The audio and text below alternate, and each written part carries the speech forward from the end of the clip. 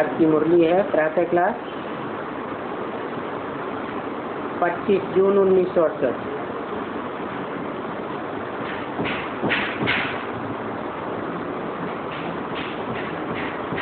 बाप दादा के हाथ में मोतिया के फूल थे।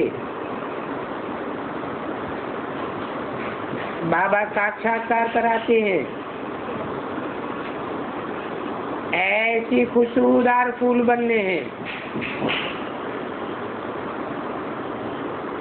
वो फूल तो जड़ होते हैं, उनकी जड़ खुशबू होती है। ये तो चैतन्य फूल हैं,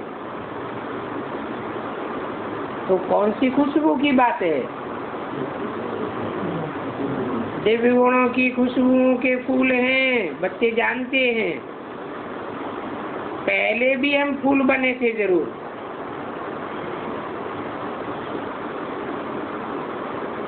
गुलाब के फूल बने थे व मोतिया के फूल बने थे।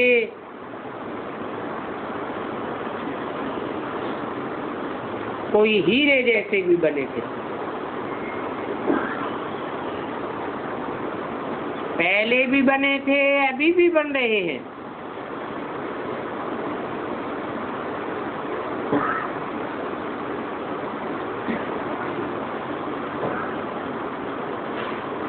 ये है सच्चे सच्चे फूल। आगे तो झूठे थे। हीरो में भी इमिटेशन होता है ना, झूठ ही झूठ, सच्चे की रत्ती नहीं। अभी तुम बच्चे तो सच्चे हीरे बनते हो, तो फिर जो सच्चे हैं उनमें सभी प्रकार के गुण चाहिए। और जिनमें जितने गुण हैं, जितनी खुशबुएं हैं, वो औरों को भी दान कर सकते हैं। आप सामान तो बना सकते हैं ना। इसलिए बाप कहते रहते हैं बच्चों को कि बच्चे पोता मेल रखो, अपने गुणों और अवगुणों का पोता मेल रखो। देखना है हमारे में कौन से अवगुण हैं और दैवी गुणों में क्या कमी है। शाम को व रात को रोज अपना पोता मेल निकालो। दुनियावी मनुष्यों की तो बात ही अलग है,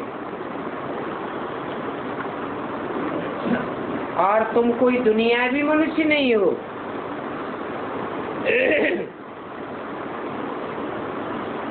तुम तो ब्राह्मण हो, ब्रह्मा की औलाद हो। दुनियावी मनुष्य कोई ब्रह्मा की औलाद थोड़े ही है।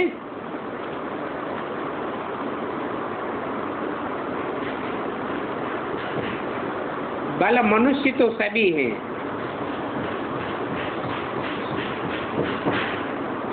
परंतु हर एक की चलन में गुणों में बहुत फर्क पड़ जाता है।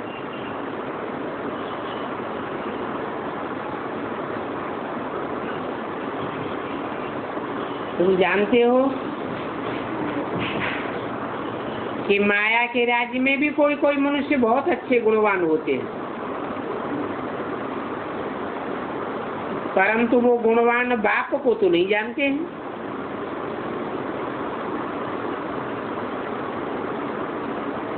बड़े ही रिलीजियस माइंडेड नरम दिल होते हैं,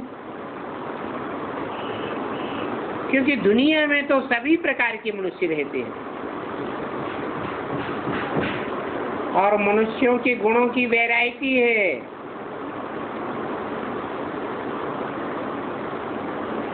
परंतु नई दुनिया में तुम जब देवताएं बनते हो तो दैवी गुण तो सभी में रहते हैं। बाकी पढ़ाई के कारण मर्तबे कम ज्यादा हो जाते हैं। तो एक तो पढ़ाई पढ़ना है, दूसरे अपने अवगुणों को देखना है और निकालना है। ये बात तो बच्चे जानते हैं कि हम दुनिया के मनुष्यों से न्यारे हैं। यहाँ तो जैसे कि ब्राह्मण कुल बैठा हुआ है और दुनिया वाले तो सब शूद्र कुल के हैं, कलयुगी हैं, और तुम तो संगमयुगी ब्राह्मण हो। तो कलयुगी मनुष्यों में और संगमयुगी ब्राह्मणों में रात दिन का फर्क हो जाता है। क्या फर्क हो जाता है? शूद्र कुल में होती है मनुष्यों की मत, और ब्राह्मण कुल में होती है ईश्वरीय मत। और वो ईश्वर की मत तुमको ब्रह्मा द्वारा मिलती है। तो पहले पहले तुमको भी औरों को बाप का परिचय देना है। तुम बतलाते हो फलाना ये कहते हैं, तुमसे बैठ बहुत आर्ग्यू करते हैं।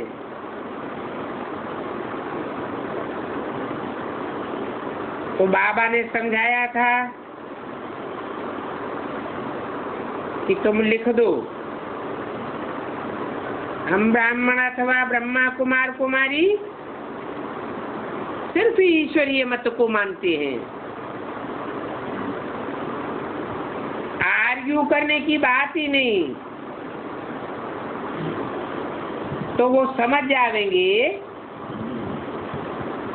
कि ऊंच से ऊंच तो ईश्वर ही है, उनसे ऊंचा तो कोई होता नहीं। कहते भी हैं ऊंच से ऊंच भगवान, तो हम उस भगवान की मत पर हैं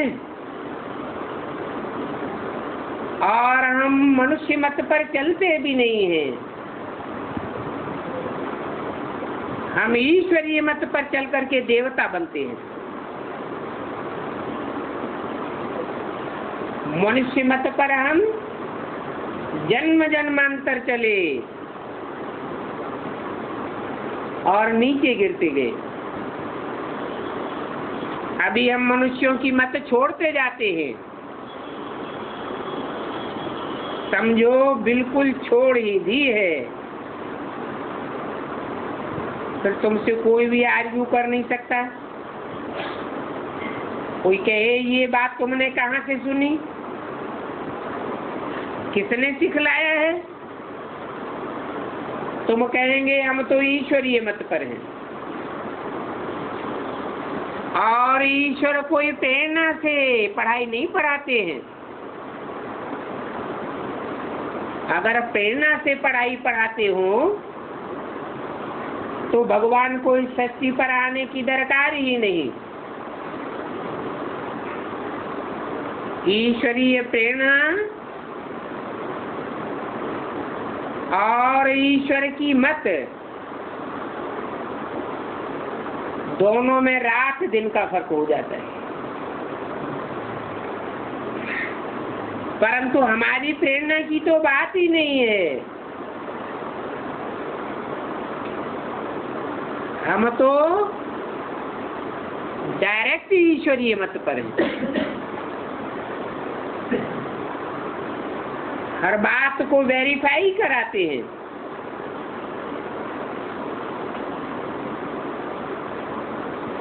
और प्रेरणा का हमारे लिए कोई अर्थ नहीं है। प्रेरणा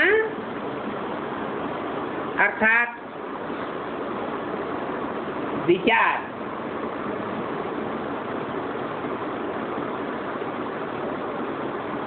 उसको वेरीफाई तो कराना पड़े। तो किससे वेरीफाई कराएंगे?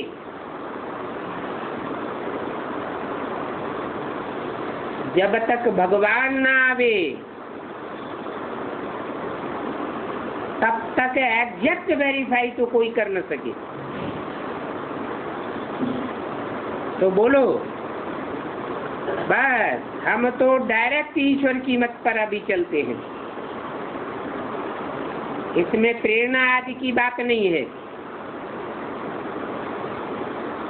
हम बेहद के बाप के बच्चे हैं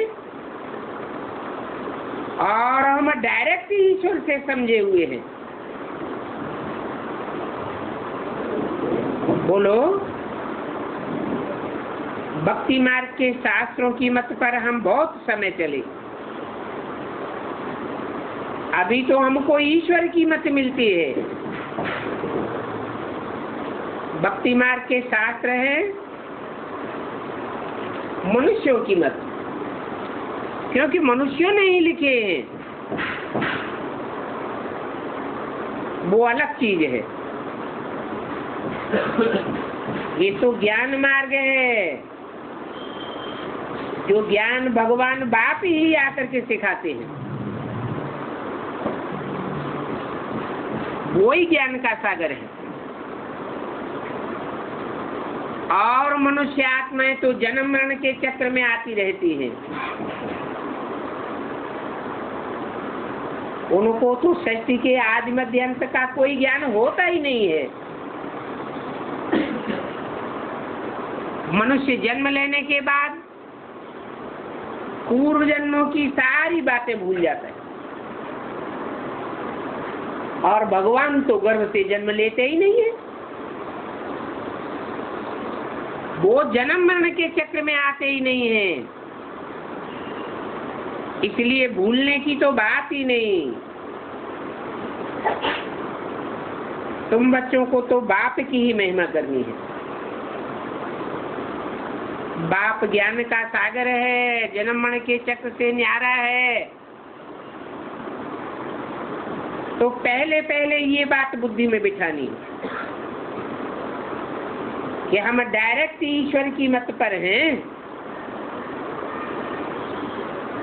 अभी हम मनुष्यों की मत सुनते नहीं हैं,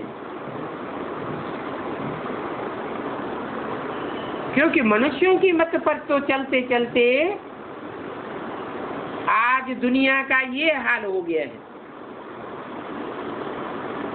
अभी हमको ईश्वर ने कहा है, हियर नो इविल मत, मनुष्य मत है इविल मत। मनुष्य का ही उनको जाता है जिनका मन चलायमान होता है।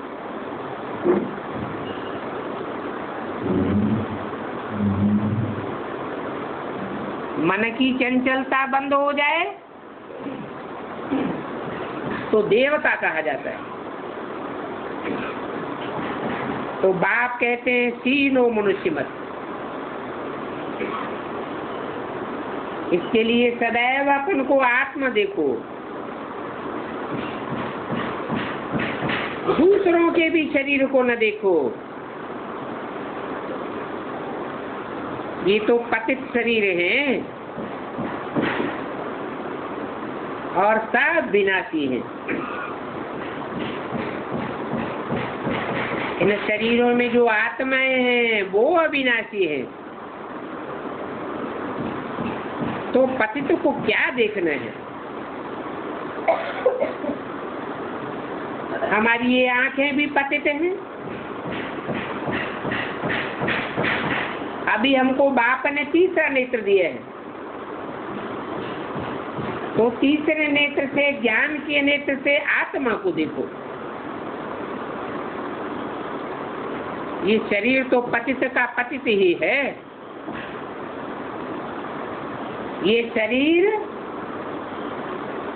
कभी भी यहाँ सुधरने का नहीं है। हमारी आत्मा पावरफुल होती जाएगी बाप को याद करने से, और शरीर तो सड़ते ही जाएंगे। दिन प्रतिदिन सड़ते जाएंगे।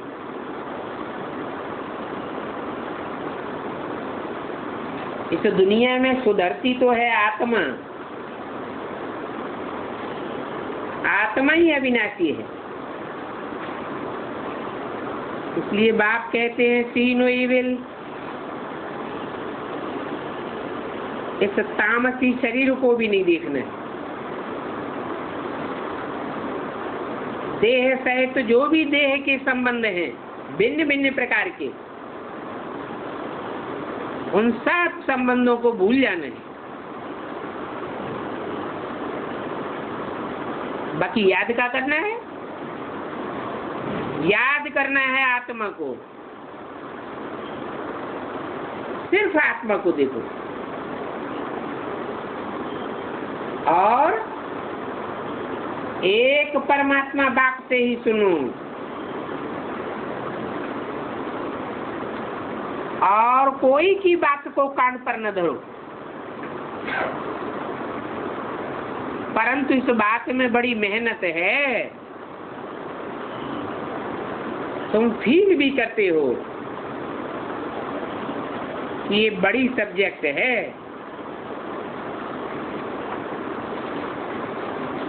जो होशियार होंगे एक बात के सिवाय और कोई की बात नहीं सुनेंगे। उनको पद भी फिर इतना ऊंचा मिलेगा।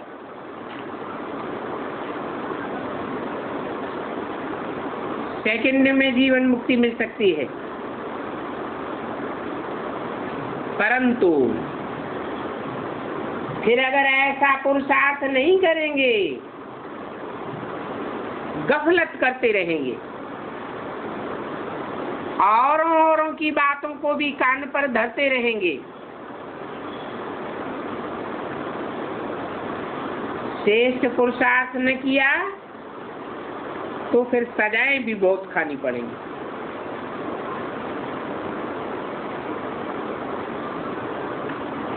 क्योंकि दुनिया की हर चीज 4 अवस्थाओं से गुजरती है। ज्ञान भी 4 अवस्थाओं से गुजरता है। सतो प्रधान, सतो सामान्य, रजो और तमो।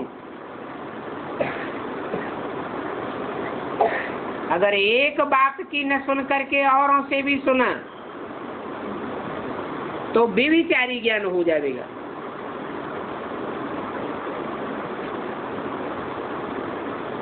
तुम बच्चे अंधों की लाठी बनते हो, बनते ही हो बाप का परिचय देने के लिए। आत्मा को तो देखा नहीं जाता है,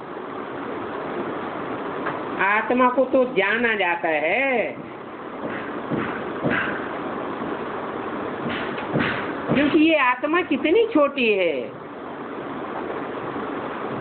और इस आकाश तत्व में मनुष्य को कितनी जगह देती है। मनुष्यों का तो आना जाना होता है,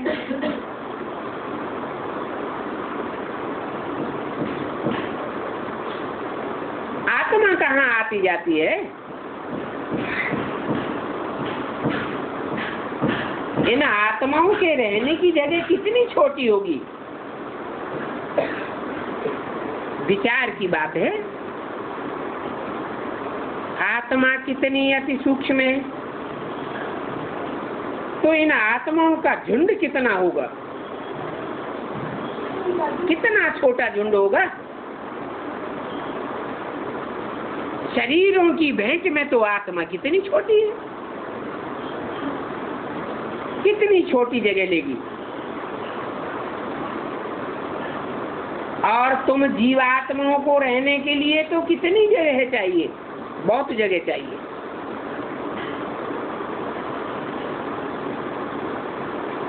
अगर सिर्फ आत्माओं को इकट्ठा करो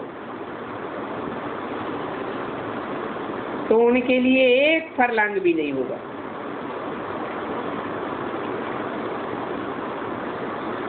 उस एक फरलांग में सब आत्माएं आ जाएंगी। तो बुद्धि से काम लिया जाता है। अभी तुम बच्चे विशाल बुद्धि बन रहे हो।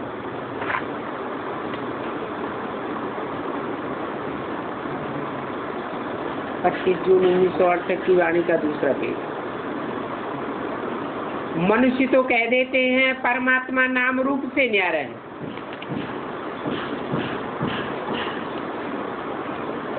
अब नाम रूप से न्यारा है तो फिर ज्ञान कैसे सुनावेगा?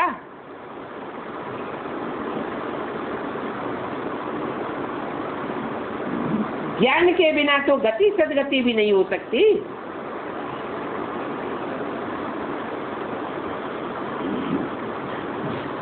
परमात्मा नाम रूप से न्यारा है तो आत्मा भी नाम रूप से न्यारी है। फिर बाकी क्या रहा? फिर तो कुछ भी नहीं रहा। तो ये सभी बातें विचार की जाती हैं। तुम बच्चे तो जानते हो हम आत्माओं के रहने का स्थान ब्रह्म महत्त्व है और वो ब्रह्म महत्व कितना फैला हुआ, कितना बड़ा है। आकाश तत्व से भी उसको बड़ा कहेंगे। इस आकाश तत्व का भी अंत नहीं कोई पाते और ब्रह्म तत्व का तो कोई अंत ही नहीं है। सागर का भी कोई गहराई का अंत नहीं ले पाता। तो देखो कितना फर्क हो जाता है। वो ब्रह्म महत्व है आत्माओं का घर। उस आत्माओं के घर से हम इस दुनिया में आते हैं पाठ बजाने के लिए।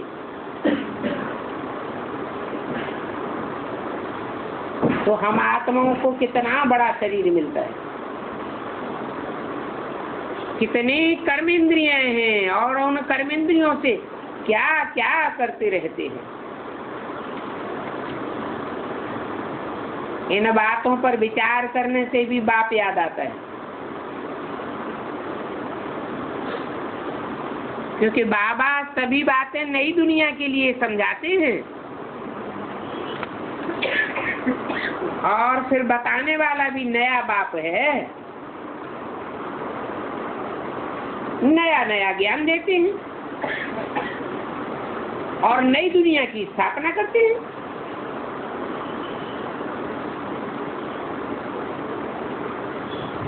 मुख्य नई बात है कृष्ण गीता का भगवान नहीं है।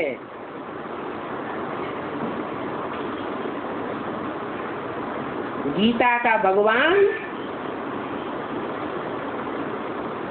वो एक ही निराकार परम ब्रह्म परमेश्वर है। ईश्वर कहा जाता है तो जरूर कभी ईश अर्थात शासन किया होगा ना। और उसका शासन मनुष्यों के शासन की तरह नहीं है, जोर जबरदस्ती वाला नहीं है। वो तो प्यार का सागर है।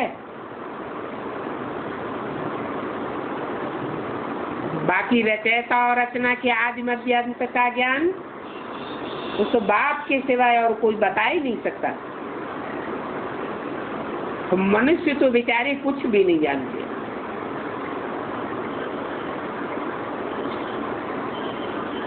तुम तो कहेंगे कि वह मनुष्य राजयोग का अक्षर भी नहीं जानते हैं। तो पहले पहले ये बताना है कि तुमको ये बातें कौन समझाता है। मनुष्य तो कोई इन बातों को जानते ही नहीं है। न जानने के कारण सबसे रहम मांगते रहते हैं। अब रहम दिल तो सदा काल का एक बाप ही है।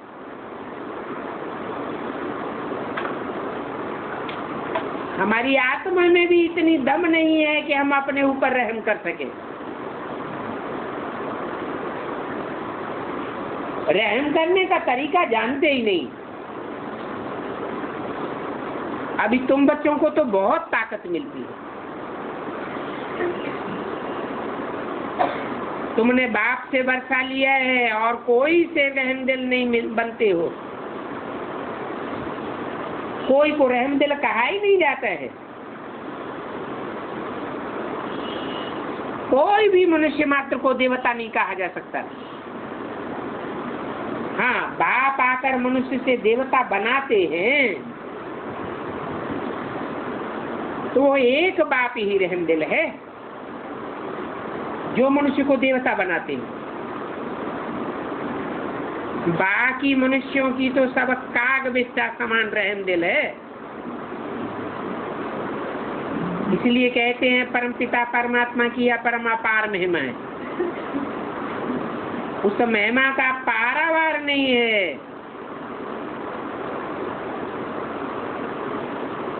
क्योंकि बाप जो नई दुनिया बनाते हैं उसमें सभी कुछ तुमको नया मिलता है।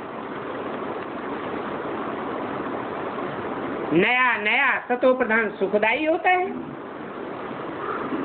इस पुरानी दुनिया में तो सभी कुछ तमो प्रधान दुखदाई है। मनुष्य, पशु, पक्षी, कीड़े मकोड़े सब तमो प्रधान बने पड़े। नई दुनिया में तो दुखदाई चीज कोई भी नहीं होगी। बाप ने समझाया है तुम ऊंचे ऊंचे बनते हो। जो ऊंचे आदमी होते हैं, साहूकार होते हैं, उनका फर्नीचर भी बहुत अच्छा होता है।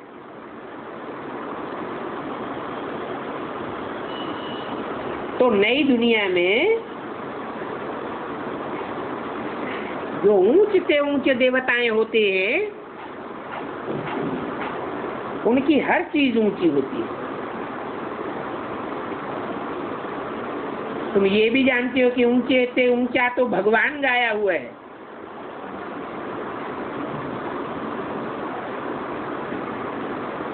वो भगवान है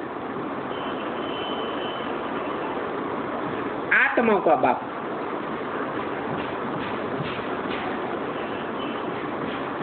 उस ऊंचे ऊंचे बाप से विश्व की बादशाही मिलती है।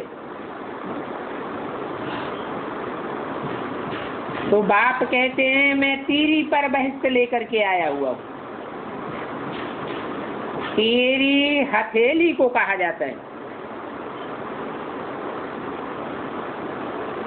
ये बुद्ध रूपी हथेली है। हमारी बुद्ध रूपी हथेली में भी नई दुनिया का सारा ज्ञान तिरोहित कर देते हैं।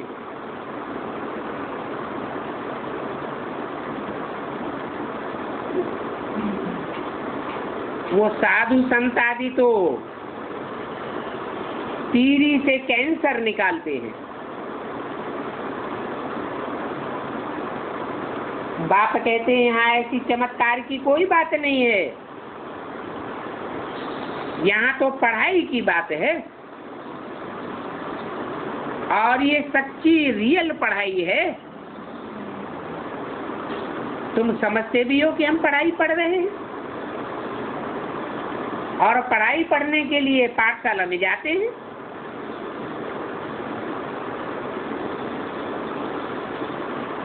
ये पाठशालाएं तुम बहुत खोलो।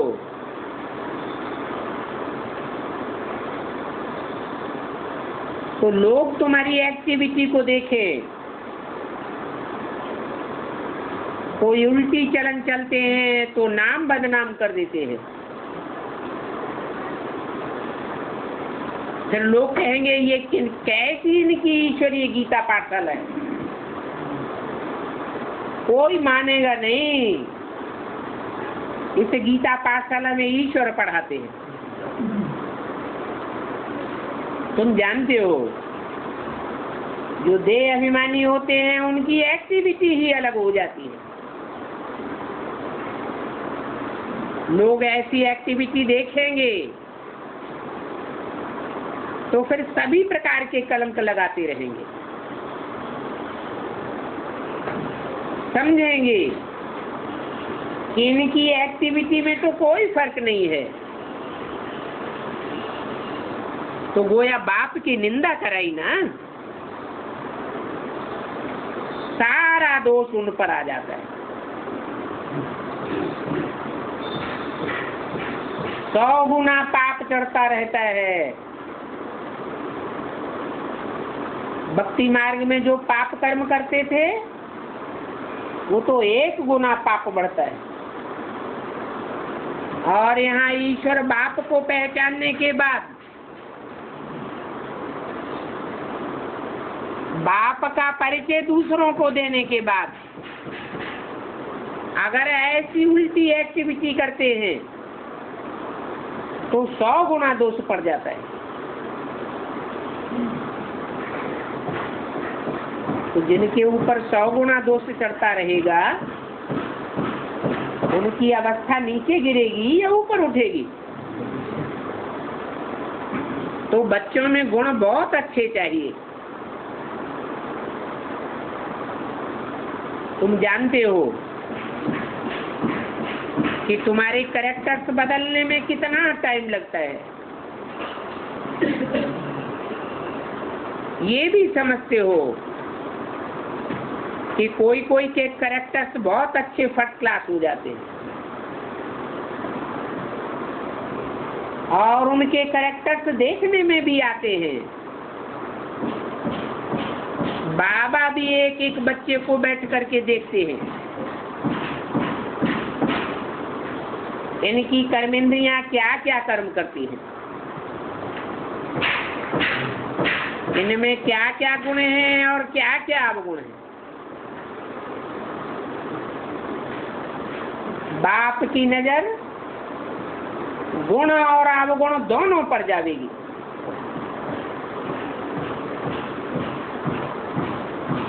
देखते हैं इनमें क्या क्या खामियां हैं, जो खामियां निकालनी चाहिए।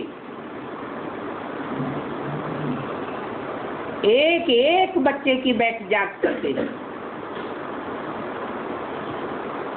और ये भी जानते हैं कि अभी सब बच्चों में खामियां तो हैं जरूर, कोई में कम है, कोई में जाती है। तो बाप सभी को देखते रहते हैं, बच्चों का रिजल्ट देखते रहते हैं खामियों के ऊपर, क्योंकि बाप को तो बच्चों पर लव रहता है ना। तो जानते हैं इनमें ये खामी है, इन खामियों के कारण ये इतना ऊंच पद नहीं पा सकते हैं।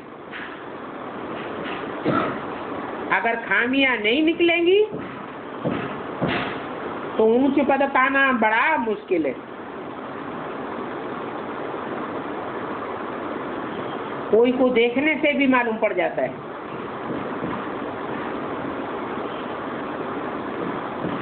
कोई गड़बड़ होगी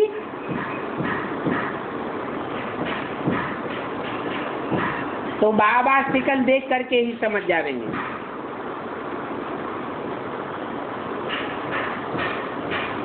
ये तो जानते हैं अभी टाइम पड़ा है, बाकी खामियां तो निकालनी है ना। बाप की बच्चों पर उम्मीद रहती है कि ये बच्चे आज नहीं तो कल सुधर ही जाएंगे।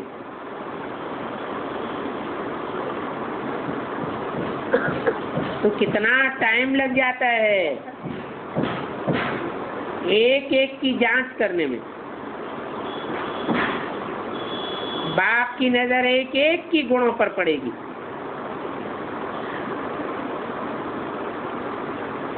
पूछेंगे तुम्हारे में कोई अवगुण तो नहीं है? कोई कोई तो बाबा के आगे सत्य बताई देते हैं। फिर कोई कोई को बहुत देहभान आ जाता है। तो जिनमें देहभान आता है वो बताते ही नहीं है।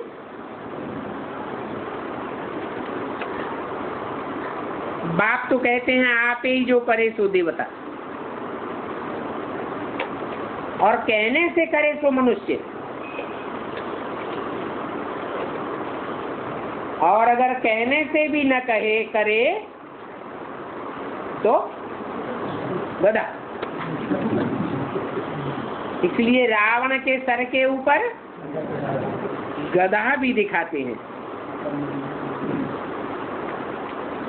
तो बाबा कहते रहते हैं जो भी खामियां हैं इस जन्म की, वो सब खामियां बाबा के आगे वर्णन करो, कोई तो आप ही बता देंगे।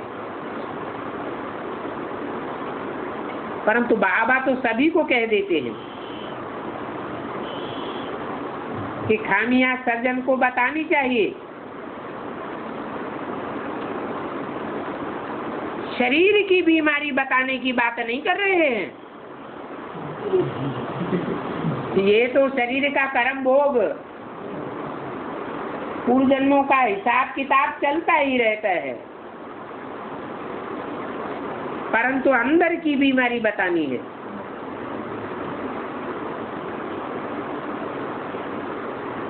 बताना चाहिए कि तुम्हारे अंदर में क्या क्या गंदे गंदे ख्यालात आते हैं, क्या क्या आसुरी संस्कार चलते हैं। तो उस पर बाबा समझावेंगे। इन हालातों में तुम इतना ऊंच पद नहीं पा सकेंगे, क्योंकि तुम्हारी रील शूटिंग हो रही है ना। ये संकल्पों की रील अच्छी नहीं घूम रही है।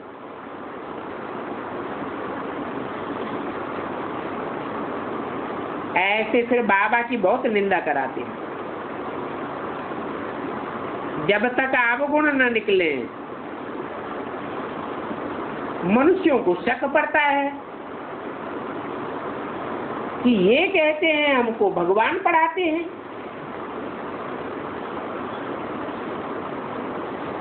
परंतु ऐसा तो हो नहीं सकता। फिर पक्का कर देते हैं कि भगवान तो नाम रूप से न्यारा है। ये जो हमको समझाते हैं कि भगवान मुकर्रर रथ में आता है, ये बात तो झूठी है। भगवान तो जरूर सर्वव्यापी है। अब तुम समझ सकते हो कि सर्वव्यापी भगवान कैसे पढ़ा देंगे। तो बाबा देखते हैं इनकी चलन कैसी है। ये तो बाप जानते हैं कि तुम्हारे में कैसे फर्स्ट क्लास गुण होने चाहिए।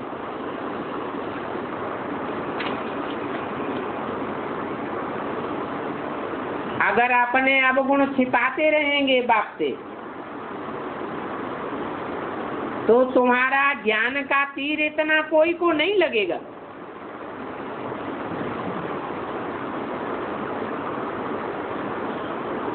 तुम्हारे तीर में वो कशिश नहीं होगी।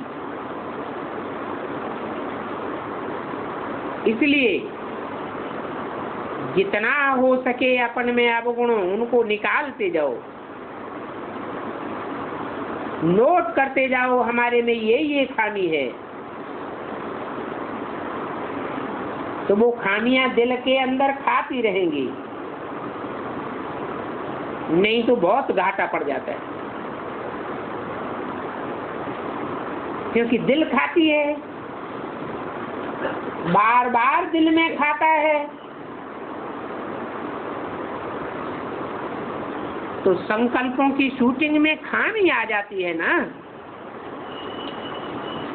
शूटिंग खराब होती रहती है।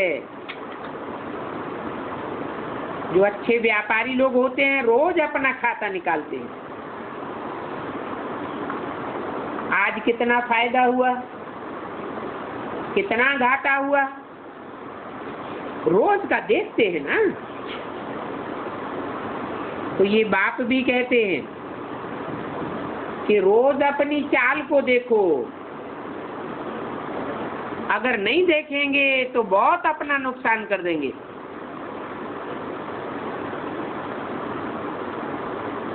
अपना भी नुकसान करेंगे और बाप की भी पट गवावेंगे।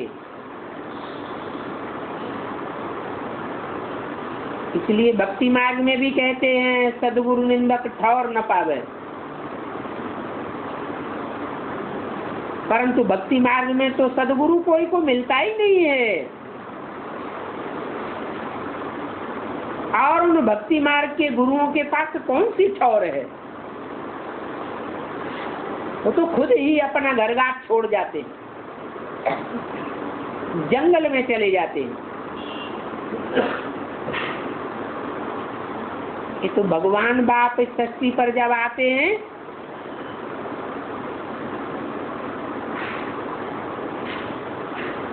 तो ऊंचे से ऊंचा ठाव बनाने वाला तुम बच्चों को भी ऊंचे से ऊंचे स्वर्ग में भेज देता है। परंतु जो देह अभिमानी होंगे वो ठौर नहीं पावेंगे, क्योंकि बाप की निंदा कराते रहते हैं। जो जितना देही अभिमानी बनेंगे वो उतना अच्छा ठौर पावेंगे।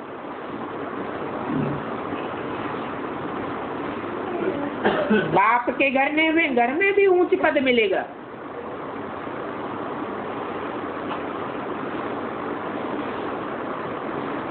बाप का घर परमधाम भी है, और इस सृष्टि पर भी तुम बच्चे परमधाम उतार लेते हो।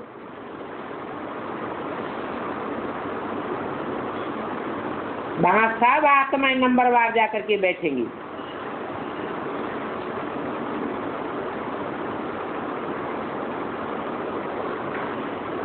तो देही अभिमानी बनने के लिए बहुत पुरुषार्थ करना चाहिए। दिन प्रतिदिन बच्चे सुधरते जाते हैं, परंतु देह अभिमानी से जो कर्तव्य होते हैं उनको काटते रहना है। जानते हो कि देह अभिमान में आने से पाप जरूर होते हैं, इसलिए देही अभिमानी बनते रहो।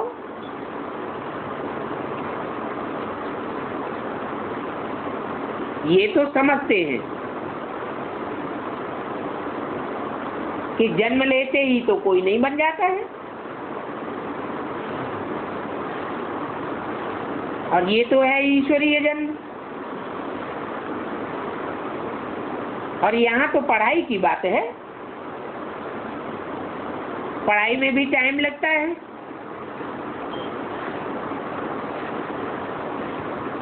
तुमको 40-50 वर्ष लग जाते हैं पढ़ाई पढ़ने में।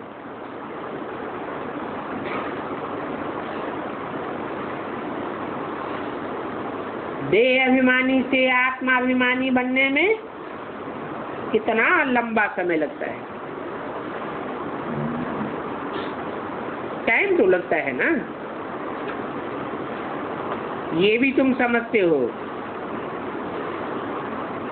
कि अभी इस पुरानी दुनिया से हमको वापस जाना है। दुनिया में ऐसा और कोई मनुष्य नहीं होगा जो समझे कि हमको ये दुनिया छोड़ करके वापस जाना है। बाप तुमको सच्चा वैराग दिलाते हैं। दुनिया के मनुष्य तो जैसे जानवर बुद्धि हैं। बाबा के पास बच्चे आते हैं,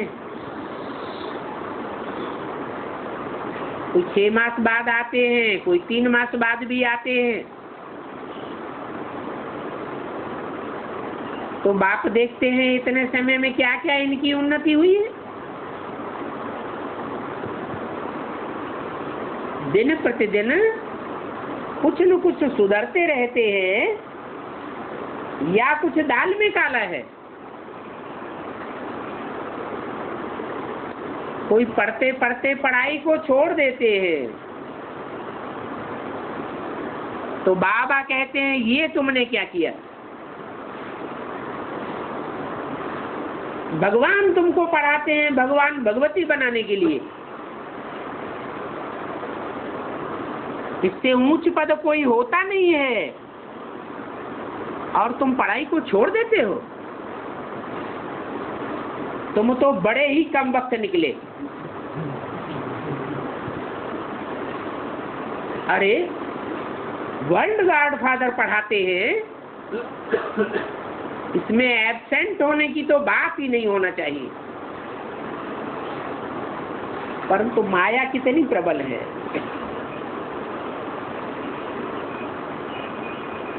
फर्स्ट क्लास ऊंच से ऊंच पढ़ाई से तुम्हारा मुंह मोड़ देती है।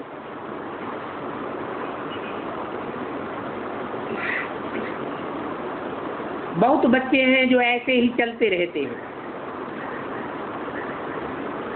बहुत एब्सेंट होते हैं, फिर पढ़ाई को पूरा ही लात मार देते हैं। ये तो तुम समझते हो। हमारा अभी मुंह है स्वर्ग की तरफ, और लात है नरक की तरफ, क्योंकि तुम अभी संगम युगी ब्राह्मण हो। एक तरफ नरक की दुनिया और दूसरी तरफ स्वर्ग की दुनिया है। ये तो पुरानी रावण की दुनिया है। तो रावण की दुनिया की तरफ तुम्हारी लात है, और तुम्हारा मुंह स्वर्ग की तरफ है। भक्ति मार्ग में भी जब मरते हैं, शमशान घाट में ले जाते हैं, तो मुंह फिराए देते हैं। मुंह शमशान घाट की तरफ कर देते, लात गांव की तरफ कर देते।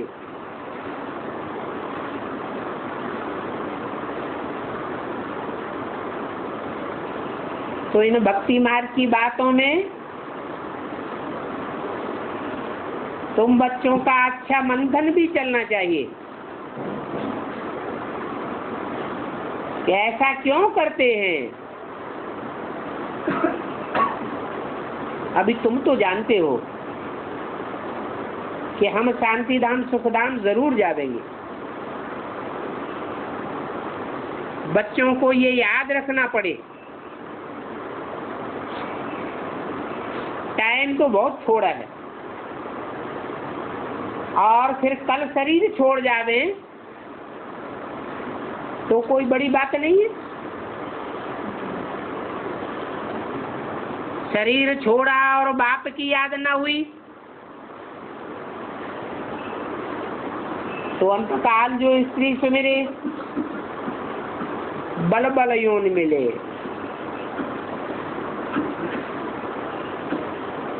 नीचे गिरती जाती है आत्मा।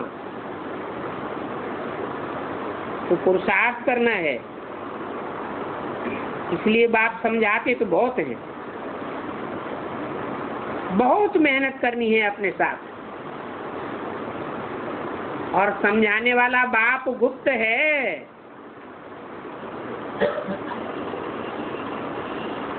उनकी नॉलेज भी गुप्त है।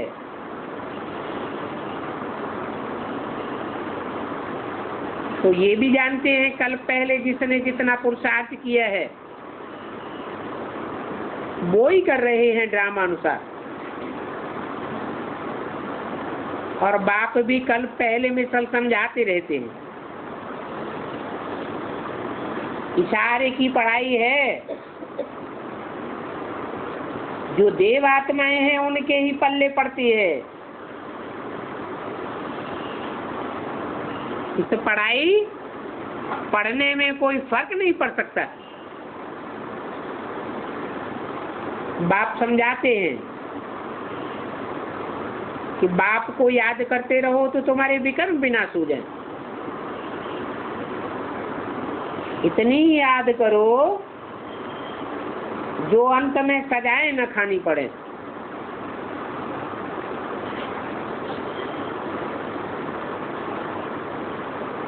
बाप की इतनी परवरिश लेते हो, पढ़ाई पढ़ते हो, और अंत समय में बाप के सामने बैठ सजाएं खावेंगे तो बाप क्या कहेंगे? तुमने साक्षात्कार भी किए हैं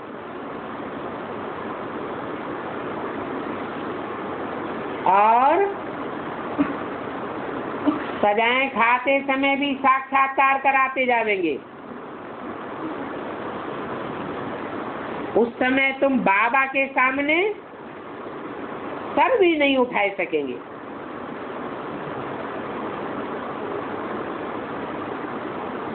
इन द्वारा बाप पढ़ाते हैं।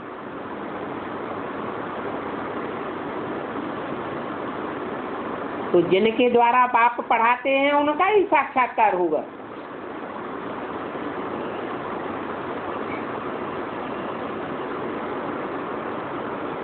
इन द्वारा ही समझाते हैं। कहते हैं तुमने ये किया है,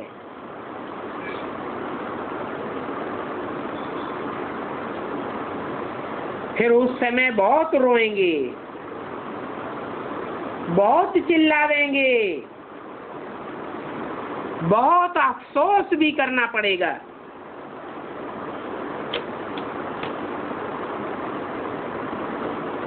प्रूफ बिगड़ तो, साक्षात्कार बिगड़ तो सजा मिल न सके।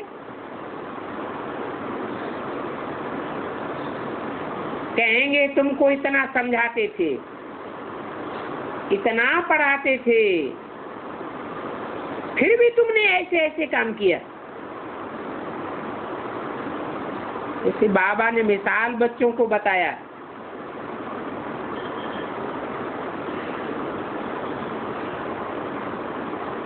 बच्चों की मत पर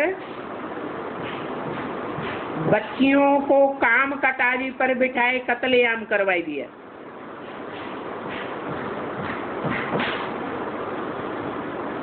बाप तो समझाते हैं शादी बर्बादी, और बाप की अवहेलना कर दी तो कितना पाप चढ़ जाता है। ऐसा पाप तो इस समय तक कोई ने नहीं किया है। सजाएं भी बहुत कड़ी हैं। ऐसों का फिर बाप के साथ योग लग न सके।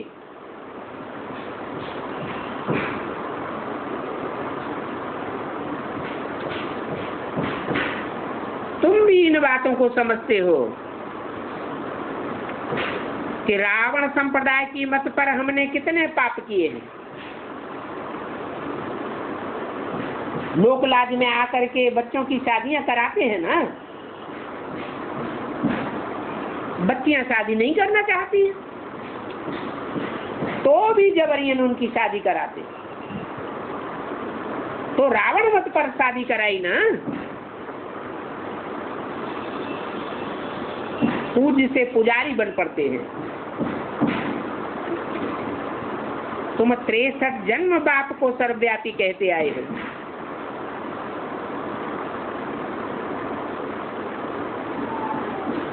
अभी तो बुद्धि में आ गया है कि बाप एक व्यापी होकर आया है, तो एक की मत पर ही चलना चाहिए।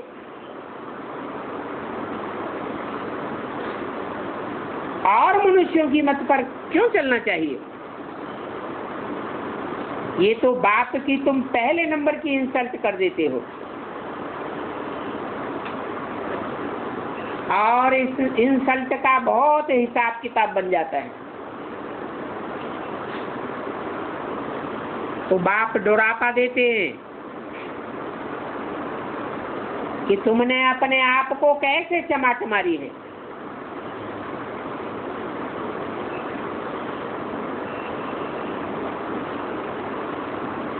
तिरसठ जन्म भी चमाट मारी और अभी भी शूटिंग करते रहते हैं।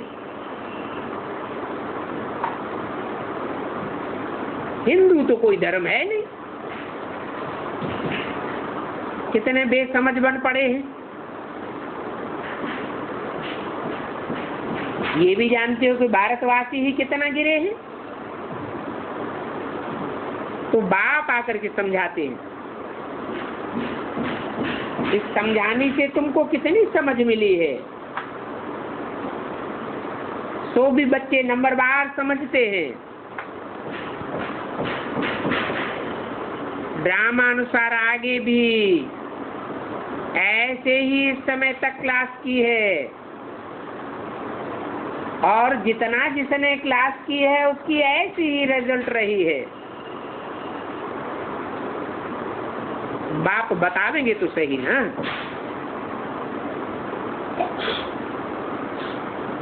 तो बच्चे अभी अपनी उन्नति का करते रहो, देह अभिमान छोड़ते रहो।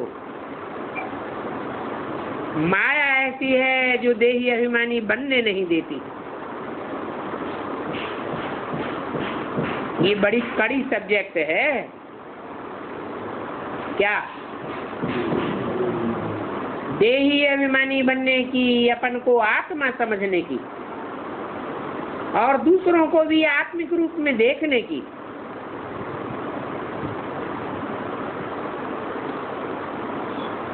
बाप को याद करेंगे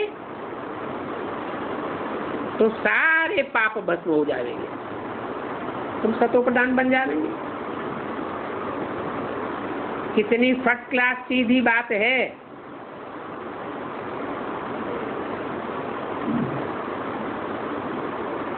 जिन आत्माओं की बुद्धि देह में धरी रहती है उनको कहेंगे देहधारी, देह अभिमानी। उनको याद करते रहेंगे तो देह अभिमानी ही बनते रहेंगे। दैहिक संग का रंग लगता रहेगा। और बाप तो सदैव देही अभिमानी है, सदैव आत्मिक रूप में रहने वाला है। स्वरूप स्थित है। ऐसा बाप जो स्वयं स्थिति में सदैव रहने वाला है, स्वर्ग स्थापन करता है। तो ऐसे को याद करेंगे तो तुम जरूर सतोप्रधान बनेंगे। ये तो जानते हो मनुष्य देवता बनना बहुत बड़ा इम्तिहान है। परंतु इसमें कोई किताब शास्त्र आदि की बात नहीं है, क्योंकि ये बाप तो आकर के पढ़ाई पढ़ाते हैं, तुमसे बहुत आर्ग्यू करते हैं।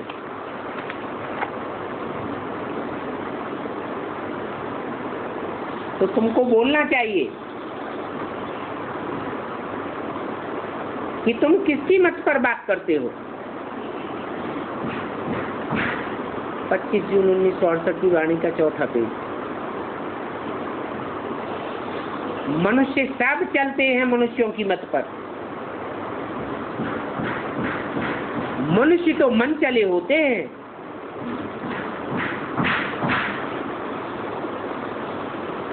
शास्त्रों की मत पर चलते रहते। कोई भी कह नहीं सकता हम ईश्वर की मत पर चलते हैं, और कहे भी तो साबित नहीं कर सकता। और तुम तो कहते भी हो और ये बात साबित भी करते हो, बताते हो कि हम प्रेरणा आदि की बात नहीं मानते। ऐसे नहीं कि भगवान बाप हमको प्रेरणा देते हैं।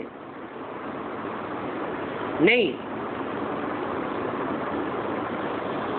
हमको तो डायरेक्ट बाप पढ़ाते हैं। हमको तो बाप की सन्मुख मत मिलती है, प्रेरणा आदि की बात ही नहीं है। ऐसे बहुत कहते हैं भगवान ने हमको प्रेरणा दी।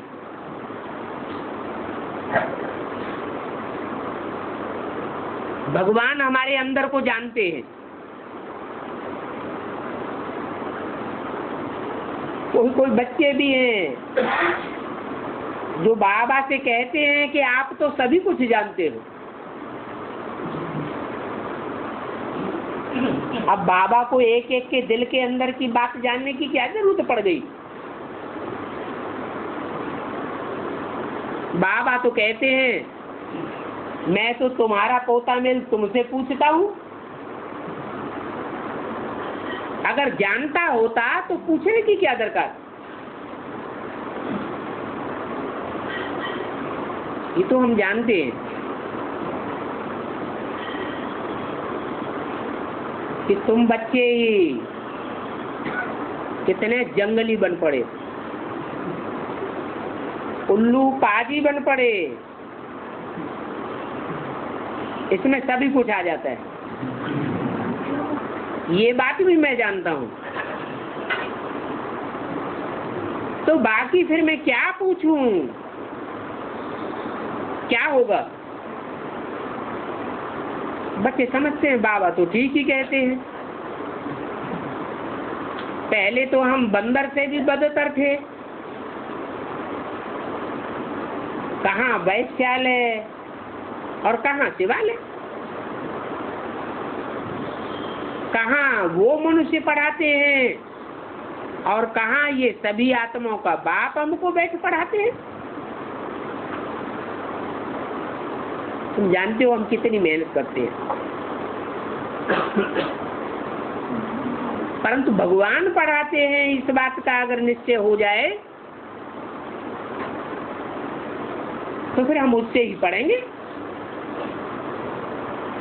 परंतु ये बात कोई की बुद्धि में पक्की पक्की बैठती नहीं है।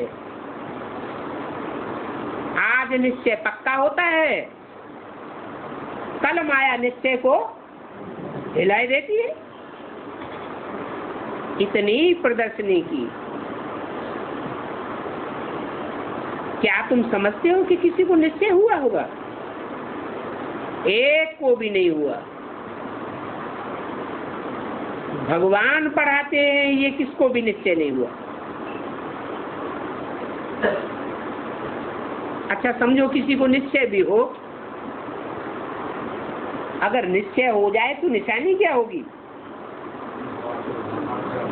निशानी होगी कि बाप का नाम बाला करके दिखा देगा। मेहनत है ना। तुम्हारे में भले कोई सर्विस करते हैं, परंतु दैवी गुण तो देखने में नहीं आते। निश्चय बुद्धि वालों की एक्टिविटी तुम बच्चों को बाप बतलाते रहेंगे कि इसको कहा जाता है निश्चय बुद्धि विजयते।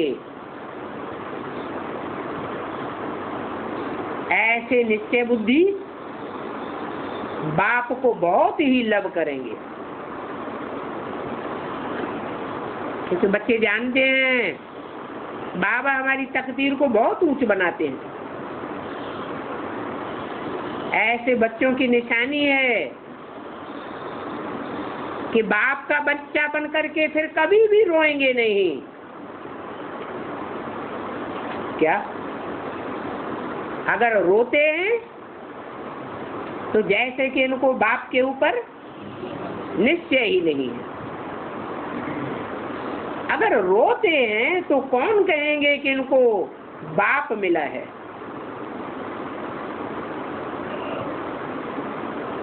राजाओं के बच्चे भी रोते हैं, तो तुम तो ईश्वर के बच्चे हो जो राजाओं का भी राजा बनाने वाला है। और देवताएं तो कब रोते ही नहीं है। तो ये सभी बातें यहाँ सीखना है। अभी तुम जानते हो भारत ऐसा था कि कब अकाले मृत्यु नहीं होती थी। उसका नाम ही है अमरपुरी। तो बाप आकर के काल पर जीत पहनाते हैं।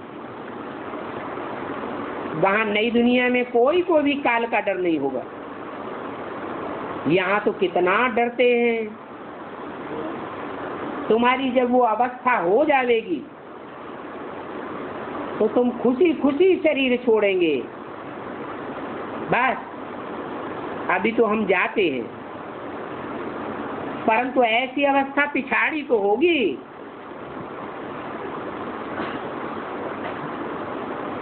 ऐसे बैठे बैठे शरीर को छोड़ देंगे,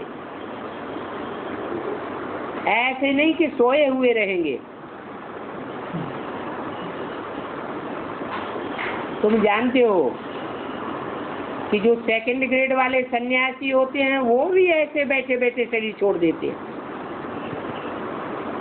परंतु वो तो फिर भी पुनर्जन्म में आते हैं और इसी पुरानी दुनिया में आकर के जन्म लेते हैं। उनके शिष्य लोग तो समझते हैं कि ज्योति ज्योति में समा गया, ब्रह्मलीन हो गया। बाबा का देखा हुआ है कि कैसे सन्यासी बैठे बैठे शरीर छोड़ देते हैं। बड़ा ही शांत वायुमंडल हो जाता है। तो हम भी बाबा के पास जाएंगे, ऐसे ही बैठे बैठे शरीर छोड़ेंगे। पास विधान तब कहा जाता है जब अपनी स्वेच्छा से शरीर छोड़ दे। उनकी नींद ही ऐसी होती है, बड़ी खुशी से, जैसे सजनी साजन के पास अंदरूनी खुशी से जाती है। ये भी आत्माओं का बाप है ना, बाप भी है तो साजन भी है। तो ऐसे बैठे बैठे जाना है। ये मोस्ट बिलीवेड मासूक है। ऐसे जब शरीर छोड़ेंगे तो तुमको बहुत प्राइज मिलेगा। तुम समझते हो बाबा बरोबर ठीक कहते हैं। जाना तो है ऐसे ही, तो अपनी अवस्था की जांच करनी है। कोई स्त्रियां पति के पिछाड़ी शिक्षा पर चढ़ती हैं,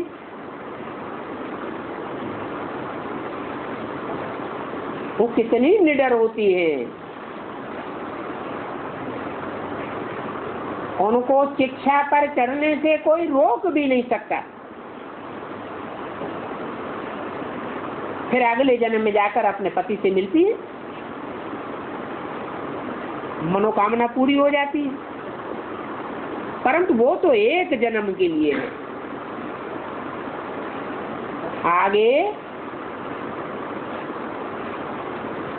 ऐसी सती स्त्रियों का बहुत गायन था। पति में मोह बहुत रहता था, फिर भी सती होने के बाद भी विकारी दुनिया में जाकर मिलते हैं। परंतु सतयुग में तो ऐसी बातें होती नहीं। तो बाप समझाते हैं कि बाप के पास जाने के लिए ऐसी निर्भय अवस्था चाहिए। पतियों के पति के पास जाने के लिए भी ऐसी ही स्टेज चाहिए। ये भी जानते हो सतयुग में विधवा आदि अक्षर तो चीज होते ही नहीं है। वो अवस्था जमाने के लिए अभी टाइम पड़ा है।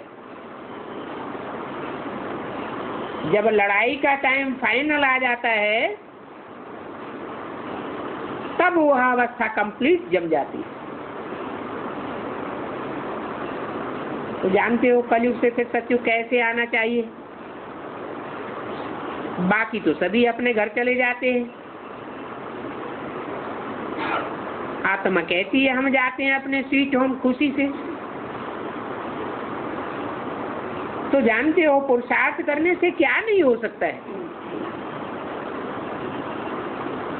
वो तो पिछाड़ी के समय ऐसी आत्मिक स्थिति वालों को ऐसी प्रेरणा आती है, हमको अभी जाना है। ऐसी अवस्था ड्रामा में नूद है, जाने के लिए तख्त पर बैठ जाएंगे, वहां मालूम भी पड़ता है कि हम शरीर छोड़ जाकर के बच्चा बनूंगा, वैसे ये भी मालूम पड़ेगा। कहाँ भी होंगे ऐसे ही बैठे बैठे जाएंगे।